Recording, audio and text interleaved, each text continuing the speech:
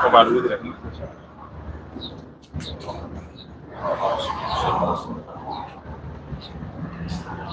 Shalom. Oh, actually.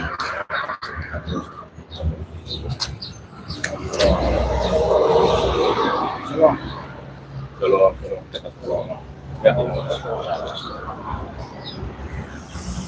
Shalom. How about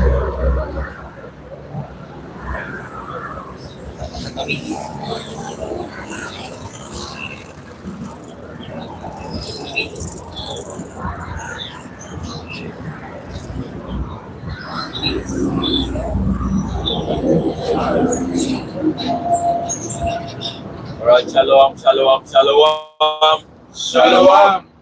shalom. We're back here today with another live lesson on the street, man. You know, but before we start with this live lesson, we want to give all praises and honors to Yahweh, Bashem, Yahushai, Bashem, Rakakwadashal, Ahmad. Want to give double honors to the elders and apostles of Great Millstone, men that are worthy of their double honors, and much love and salutations unto the brothers out there that are teaching His word in truth and sincerity. Shalom. You know, we're going straight into the war prophecy, man. World War III prophecy, man. You know, as me and my brother Sayan said in the week before this, that we were going to do on, we were going to explain it more, the prophecy more, about the war that is coming, man, especially in the Caribbeans, you know, where the Israelites are. You know, because this war will affect everyone, but it will affect the people of the Most High the worst, you know, because we already don't have anything. And if it will affect the heathen that have everything, because we're in the heathens, their kingdom, then what about us, you know, that are dependent upon the heathen? You know, we are dependent upon their devices, you know. But I'm going to switch over to the Suriname language so that my people here, our people here, may understand us here in Suriname. So shalom, barang asa. Shalom. Binatang po Great Millstone po Suriname. Isabito, kumbaka ng mga live street lesson. Isabito. And we'll go in as ani direct a prophecy, a war prophecy. Isabito, wana script ina buku ina Bible. Tak the other word orlok okong. Isabito. A script tak okong and inate sa okong. Uno ofire at least. Isabito. Uno ofire at least. Isabito. Ani ina paket po Jacob's trouble too. Isabito, tapi the people who amoro iwang o pila heavy pay at least. Isabito, mawa ko yung video. Isabito sa ubek ko feni. Isabito tapanet sa itak abra sa obsa if the way of all of ko. And if it is up one island, isabito like pa ubek sa banegi pa nagya egben obsa alindor water. This next kama anfal this kama kwadon. One essay givaya na ide sinit si alinda blauwe ocean. Dus ik ben veilig hier. We look up na werkelijk na zo as ano de. Isabito, we gaan het logisch bekijken en spiritueel. Isabito.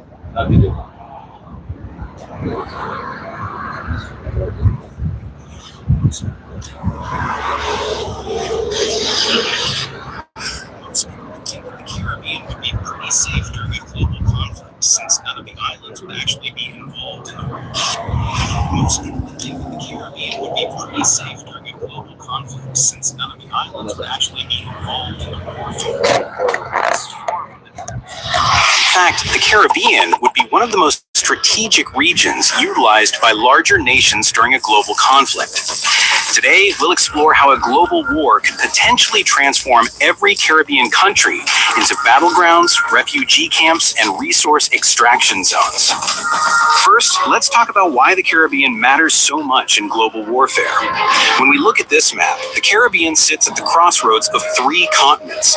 Every major shipping lane between North America, South America, and Europe passes through these waters. Plus, let's not forget about the Panama Canal. This 50-mile waterway handles 6% of all global trade. In wartime, controlling or destroying the Panama Canal could cripple economies overnight. And guess what's perfectly positioned to control access to the canal? The Caribbean islands, specifically Cuba and Jamaica. We don't even have to just imagine. Looking back at history during World War II, the Caribbean became a crucial battleground for this exact reason. German U-boats prowled these waters, sinking over 400 Allied ships. United States even created a military base in Jamaica called Vernam Field. This U.S. Air Force base was built specifically for World War II, but was decommissioned after the war.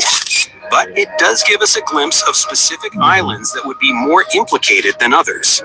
But strategic importance is just the beginning.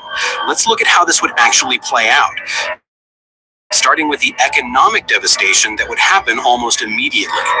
Since tourism accounts for up to 90% of GDP in some Caribbean nations, countries like Antigua and Barbuda, the Bahamas, and Barbados would see their entire economies evaporate overnight.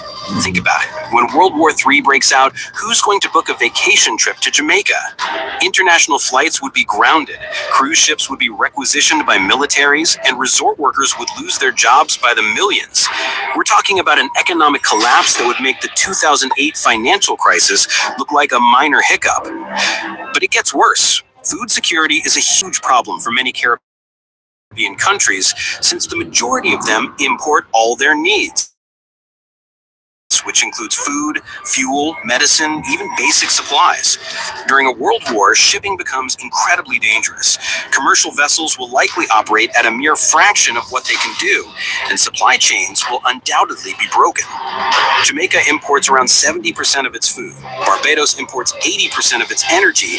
The Bahamas imports virtually everything except fish and salt. When those supply ships stop coming, these islands would face starvation and energy crises within weeks.